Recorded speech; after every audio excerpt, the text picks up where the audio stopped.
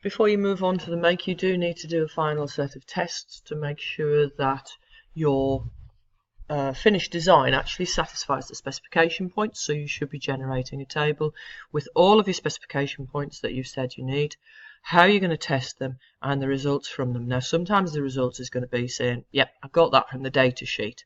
Sometimes it could be a print screen from the oscilloscope and then saying, yes, this is good, this is bad, this explains it, this is how it's happened.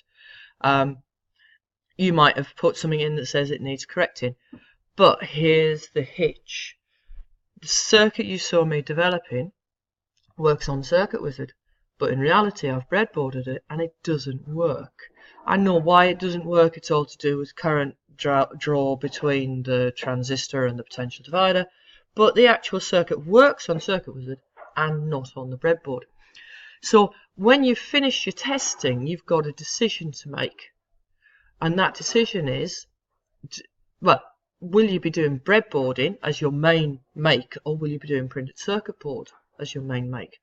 If you go straight onto printed circuit board and the real circuit won't work, you're then going to manufacture something which is potentially not going to work because you haven't breadboarded it, you haven't checked it in real life. So that then brings in the question, do you do this evaluation before or after you do your rough breadboard?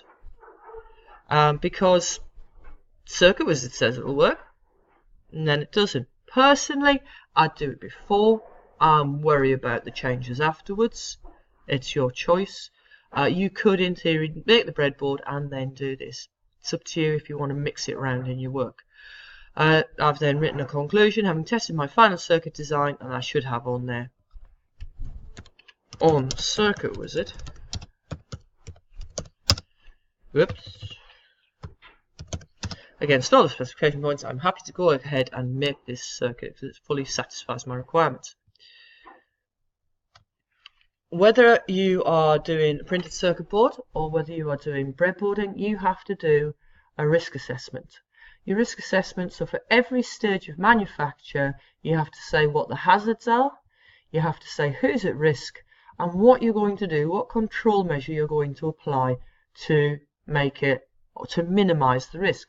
So etching the PCB, it's fairly straightforward. It's chemicals on the skin, or you could put in the eyes, on skin, in the eyes, on your clothes.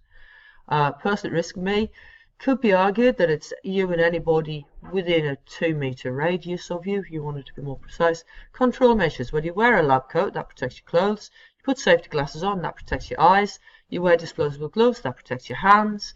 You make sure you wash the board thoroughly to make sure there's no chemicals, and when you're using it, you avoid spilling the chemicals outside of the tank. So you need to, for every stage of manufacture. It's a bit more tricky when you're doing breadboards because fundamentally you have to make sure that when you're cutting the leads and the wires, you don't end up pinging little bits of wire into your eye.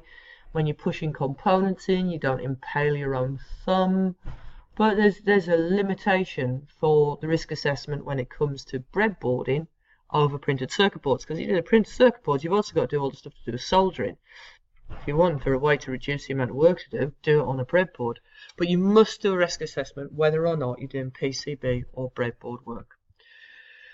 You also need to plan your breadboard, and I will show you how to do that in a separate video. And you need to make it, test it. Now, as I said, you might make a quick rough breadboard the same way as we have been previously, where the wires are all big and looped and everything, just to actually test it really works before you move on to the PCB. If you do that, you do then need to tidy it up. You need to make the wires exactly the right length, etc.